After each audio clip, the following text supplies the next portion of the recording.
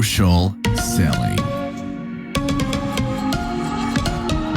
Et il y en a une qui sort complètement du lot, qui dépense $920 au moment où on avait rendu le rapport de ce test, qui dépense encore aujourd'hui, qui est Candy Interest et qui a un retour sur investissement de quasiment de 4 de ROAS.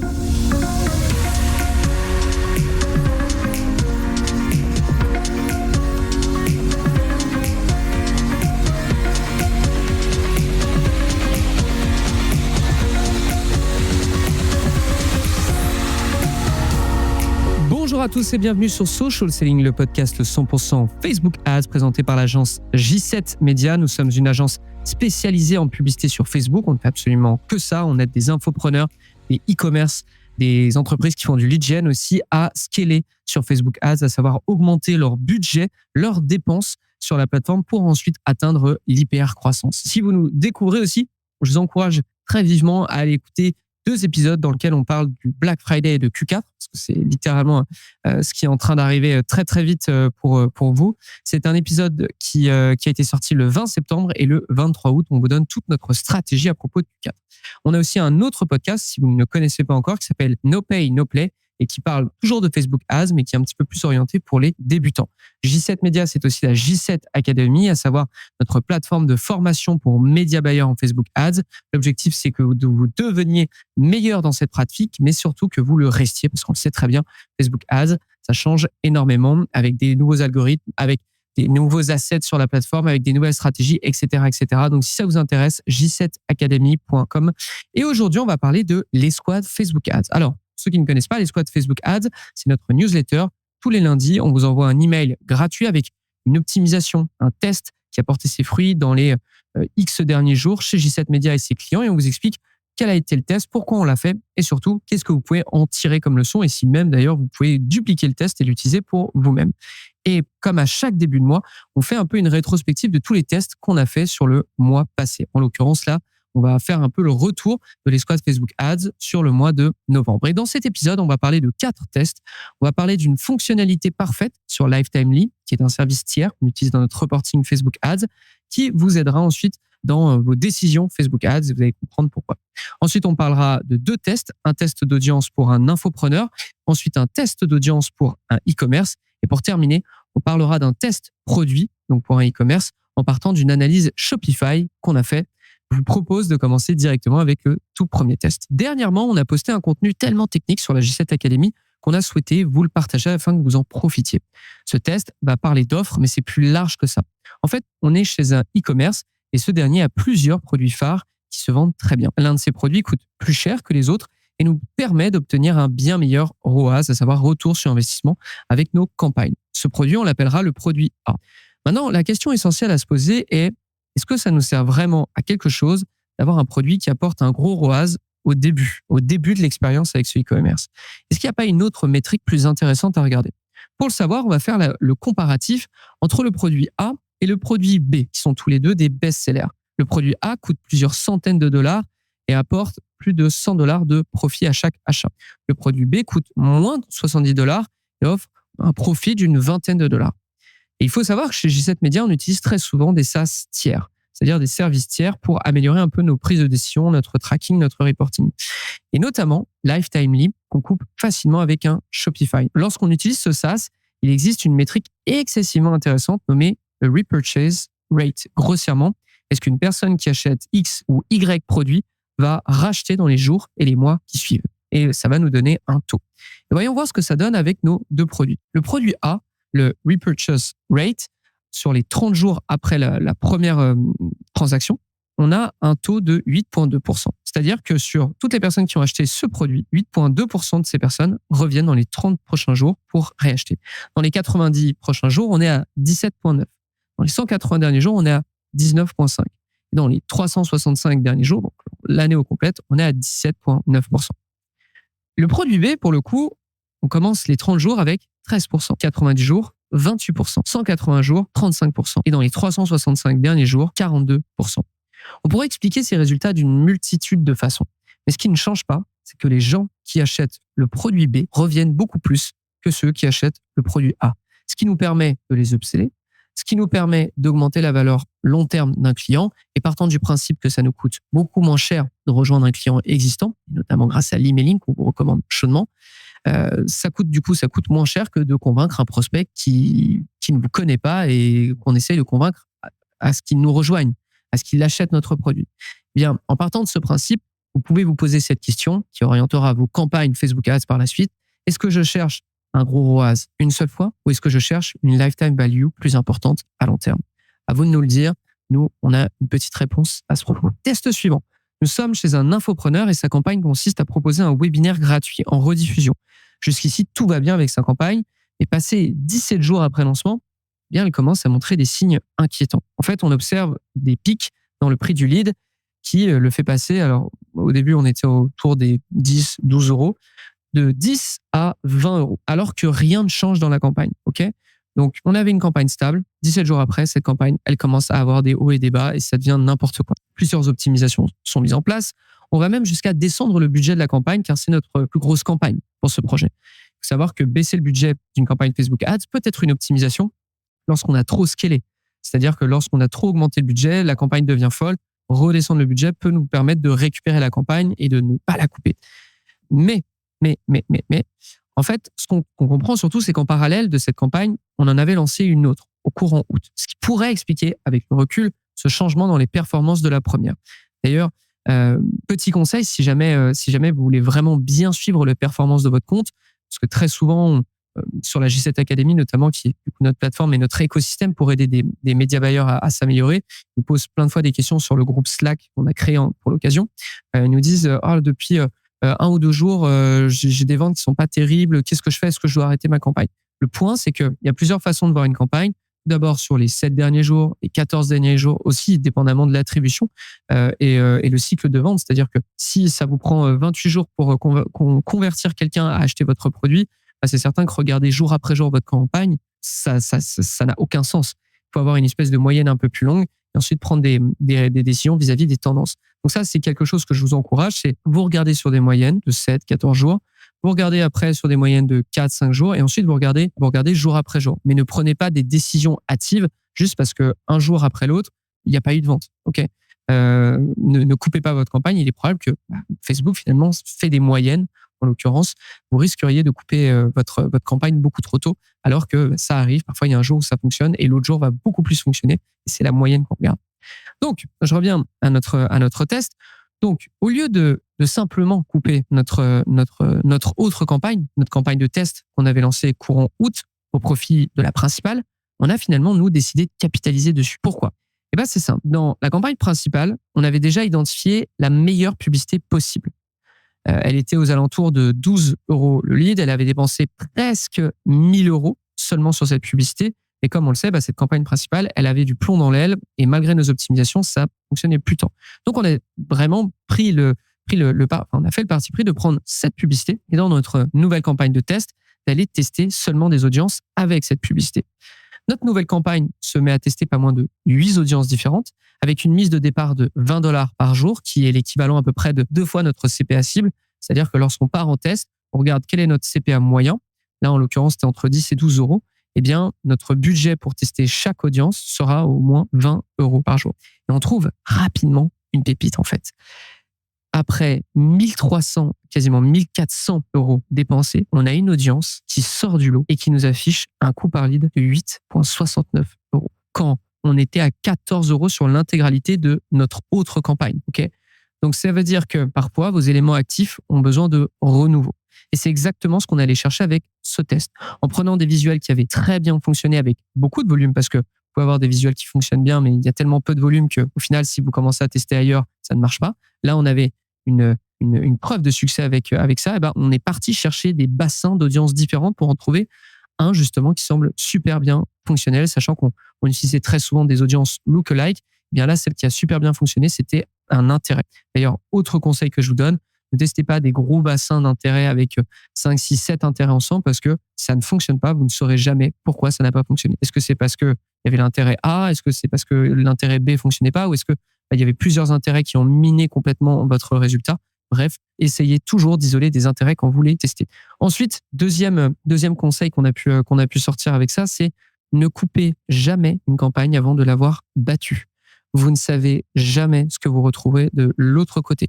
À moins que vous soyez dans une situation qui soit affreuse avec votre campagne, c'est-à-dire que vous êtes certain que vous perdez de l'argent et dans ce cas-là, il vaut mieux cesser de dépenser sur Facebook le temps que vous lanciez votre nouvelle campagne. Je veux bien. Par contre, si vous êtes pas trop loin du résultat ou si vous pensez faire mieux avec une nouvelle campagne, pour l'instant, laissez-la. Essayez de la battre avec votre nouvel élément et seulement là, vous la coupez. On passe au test suivant. Dès que vous avez une très bonne publicité en Facebook Ads, il est peut-être temps de commencer à faire vos tests d'audience. C'est exactement ce qu'on a fait sur le précédent test et c'est ce qu'on a fait aussi avec cette fois, non pas un infopreneur, mais un e-commerce. On a une campagne qui tourne bien. Elle a 9 publicités testées et elles ont dépensé pas moins de $2 800 sur un mois. Et il y a une publicité, en l'occurrence, qui a pris $1 800 de ce budget. Okay, elle a un très bon retour sur investissement. On est à 3,78, c'est-à-dire que chaque fois qu'on pose $1 sur Facebook, Facebook nous en rend 3,78. La publicité pour un e-commerce, c'est pas très original, je dirais, mais c'est une vidéo type UGC, User Generated Content. On voit quelqu'un qui parle des produits et notamment qui parle de produits qui ont une résonance vis-à-vis d'une tendance TikTok sur les bonbons lyophilisés. Parce que c'est un e-commerce qui vend beaucoup de bonbons. Et sur TikTok, on avait repéré qu'il y avait une énorme tendance avec les bonbons lyophilisés. Et ça tombe bien, nous on en vendait. Donc on a maximisé nos chances de vendre en poussant justement ces produits. C'est un produit qu'on avait précédemment d'ailleurs testé longuement et qu'on avait beaucoup expliqué au cours d'un workshop dans la J7 Academy. Et pour atteindre ces résultats, on avait une audience et un groupement de 3 intérêts testés préalablement. Okay, donc, on avait une bonne campagne qui avait une audience avec un groupement de 3 intérêts. Et ça cartonnait plutôt bien. Ce qui nous amène au test en question. Lorsqu'on a plutôt bien quadrillé son audience de départ et que la publicité a atteint une base solide de conversion, il est temps d'aller chercher d'autres audiences. Pour ce faire, on prend exactement la même publicité, sauf lorsqu'on lance d'autres audiences. On les met toutes en Ad Set Budget Optimization, donc c'est-à-dire que le budget n'est pas au niveau de la campagne, mais au niveau des audiences chacune. Vous vous souvenez aussi, on met à peu près 2 fois notre CPA cible en budget journalier et aussi pourquoi on met notre campagne en Ad Set Budget Optimization, je dirais ABO à partir de maintenant. Eh bien simplement parce qu'on veut avoir de vraies réponses. On veut pas que Facebook trouve rapidement quel est la meilleure audience et délaisse les autres, parce que c'est souvent ce qui se passe lorsqu'on a beaucoup d'éléments en place, beaucoup d'éléments à tester. Là, on veut vraiment savoir qu'est-ce qui fonctionne, qu'est-ce qui ne fonctionne pas pour ne pas réitérer des erreurs. On lance et presque $1 700 dépensés et un ROAS de 3,14 sur la campagne au total, la campagne de test d'audience. Eh bien, on identifie une très, très bonne audience. Alors, on avait testé plusieurs trucs. Là, on a testé Candy Interest, donc un intérêt pour les bonbons. On a testé Food Interest, donc un intérêt pour la nourriture. On avait mis des marques de bonbons. On avait testé une audience broad. On avait testé une audience Halloween, parce qu'Halloween, forcément, on va chercher des bonbons. On avait testé une audience gaming. Et il y en a une qui sort complètement du lot, qui dépense $920 au moment où on avait rendu le rapport de ce test, qui dépense encore aujourd'hui, qui est Candy Interest et qui a un retour sur investissement de quasiment de 4 de ROAS. Donc, un excellent résultat pour ce e-commerce. Et je tiens à vous le préciser, mais ce test nous a pris littéralement 5 minutes à faire et il nous a permis de découvrir une toute nouvelle audience à ajouter dans nos campagnes Facebook Ads avec un plus gros budget. Donc, encore une fois, ce genre de test, c'est hyper facile. Dès lors que vous avez quelque chose qui fonctionne bien, qui a des preuves de succès, vous le prenez et vous commencez à tester d'autres trucs et vous allez voir probablement que vous allez trouver une nouvelle combinaison, une nouvelle audience très facilement et qui va vous permettre de scaler par la suite. D'ailleurs, avec ce compte, juste pour vous dire, on teste énormément de choses de cette manière. Ça nous a permis d'augmenter dans les 30 derniers jours le budget de ce compte d'à peu près 100%. Okay, par rapport à avant, on ne testait pas et quand on s'est mis à tester, on a augmenté le budget de 100%, passant de 7 000 à 14 000 $ par mois de budget. Donc très très beau scale pour ce compte qu'on va évidemment continuer à tester, on va continuer à scaler et j'espère pouvoir vous en reparler dans d'autres podcasts et même peut-être dans une étude de cas. On enchaîne avec le dernier test.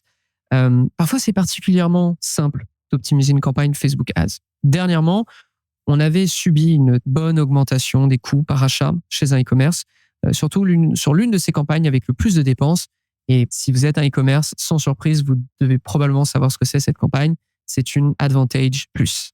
Advantage Plus, pour ceux qui ne connaissent pas, c'est une publicité, un format publicitaire, un format de campagne plutôt, qui a, il me semble, quasiment 1 an, ou qui approche des 1 an, qui a été lancé par Meta début 2023, il me semble, ou quelque chose comme ça, mais qui vous permet en fait d'obtenir le meilleur de l'IA, le meilleur du machine learning de Meta et de sa plateforme publicitaire.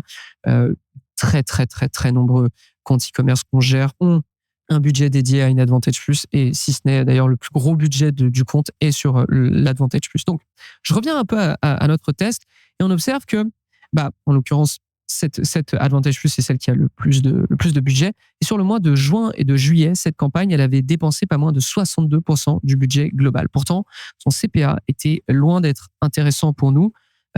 Comme on a pu l'observer, de juin à juillet, le coût par achat était à $48,78, donc quasiment $49, et avait augmenté par rapport aux 60 jours précédents à cette période de 29%, sans raison apparente. Et afin de ne pas perdre plus de temps, nous avons commencé à investiguer. Et le problème, nous n'avions pas de nouvelles créations qui avaient fait leurs preuves dans des campagnes de test. Pour cette raison, il n'était pas évident d'ajouter des nouveaux créatifs sans aucune preuve de succès dans cette campagne. Parce qu'il faut comprendre que la façon dont on fonctionne en Facebook Ads, chez J7 Media, c'est on a une très grosse campagne qui a un très gros budget et on fait énormément de tests à côté pour déceler des combinaisons de publicités qui ont fait leurs preuves. Et ces publicités-là ou ces audiences, on va les ajouter à nos campagnes qui dépensent le plus possible pour justement pallier à un coût qui augmente, ou pour scaler, ou pour même challenger un coût qui est bon et qu'on a envie de juste de challenger, ou pour remplacer aussi des éléments qui ne fonctionnent plus. Parce que ça arrive assez souvent. Et là, on était dans un moment où on n'avait pas encore trouvé des nouveaux créatifs vis-à-vis des produits qu'on vendait qui pouvaient prétendre à rentrer dans cette Advantage Plus. On a vraiment, comprenez l'image un peu, c'est un peu comme le football, on a un centre de sélection qui, dès lors qu'on trouve un bon joueur, va le mettre dans une ligue importante, ou dans l'équipe type de la région, de la ville, etc. Et là, on était dans une position où on n'avait personne sur le banc pour aller aider justement l'équipe. Du coup, pour revenir un peu à ce test, on a eu une autre idée. Sur le Shopify du client, on a listé tous les produits vendus sur le site lors de cette même période. Puis, on a surtout étudié les produits qui avaient le plus gros net profit, donc celui avec lequel on faisait le plus de profit net. Et très vite, on a observé qu'un produit dont on ne faisait nullement la promotion sur nos publicités Facebook s'approchait doucement du top 3 des produits les plus vendus, ou du moins qui généraient le plus de net sales. Alors du coup, si ça s'approche du top 3, c'était le produit 4 en fait. Et l'occasion était trop belle. Donc, ce qu'on a fait, c'est qu'on a produit 2 publicités qui avaient un concept visuel très très proche de ce qui fonctionnait déjà sur le compte, parce qu'on va pas arriver, on va essayer de diminuer un peu le risque en arrivant avec des concepts dont on sait qu'ils fonctionnent de manière générale, afin de pousser ce produit dans notre fameuse Advantage Plus. Et là, les résultats n'ont pas tardé à se montrer. À partir d'août à mi-septembre, notre coût par achat a diminué de 23% pour arriver à $38. Donc très vite, le CPA a diminué de 23%. Et l'une des publicités qu'on a lancées se trouve être quasiment dans le top 2 en fait de ce qu'on observe sur le Ads Manager, c'est-à-dire sur la campagne Advantage Plus. Cette publicité, elle a dépensé $1,800. Elle a un coût par achat de $29 et elle tend justement à prendre petit à petit la place de leader sur cette campagne Advantage Plus. Et ce qui est encore plus beau d'ailleurs, c'est que grâce à ce petit coup de pouce sur le Shopify du client, lorsqu'on regarde le même tableau de net profit, on observe que ce produit-là a pris la place de leader et est devenu, en l'espace d'un petit peu plus d'un mois, le best-seller de notre Shopify. Donc, dès lors que vous avez un e-commerce et que vous possédez plusieurs catégories de produits, il est toujours intéressant de suivre la performance hors publicité de certains produits pour détecter justement un futur best-seller. Si ça fonctionne de façon organique, il y a de très très grandes chances que ça fonctionne encore plus en termes de publicité, et c'est littéralement ce qui s'est passé. Voilà. On arrive à la fin de ces tests. Tout d'abord, j'espère que ça vous a plu. Je vous fais un petit rappel. Si vous avez envie qu'on traite d'un sujet en particulier, j'ai laissé une enquête social selling dans les notes de l'émission, dans laquelle vous pouvez répondre à quelques questions et me donner votre sujet préféré, le sujet que vous aimeriez qu'on traite soit sur social selling, soit sur No Pay No Play, qui, je le rappelle, est notre autre podcast. Aussi, je le rappelle, on a la J7 Academy qui peut vraiment vous permettre de vous améliorer en Facebook Ads. La J7 Academy, c'est une plateforme avec tous les cours qu'on donne à nos propres média buyers pour les former et pour qu'ils restent meilleurs. C'est aussi 2 rencontres hebdomadaires, l'une à propos de tout ce qui a fonctionné chez J7 Media et ses clients dans les 30 derniers jours, l'autre qui va être une rencontre thématique ou une analyse de compte en live, en direct, pour vous montrer comment on analyse des comptes et quels conseils on peut en tirer. Et ensuite, un espace Slack dédié où on répond à vos questions. Littéralement, en fait, vous avez accès à l'équipe de J7 Media, pas seulement aux spécialistes Facebook Ads, mais aussi aux spécialistes de création publicitaire, aux spécialistes emailing, aux spécialistes de tracking, etc., etc. Donc, considérez un peu la J7 Academy, allez regarder les témoignages qu'il y a dessus, parce qu'on en a beaucoup en l'occurrence, que ce soit des agences, des freelances, que ce soit des annonceurs directs. Vraiment, on a de tout et tous y trouvent leur compte. Donc j7academy.com si ça vous intéresse. Quant à moi, je vous remercie de m'avoir écouté et je vous donne rendez-vous au prochain épisode de Social Selling. À très vite. Social Selling. Social Selling.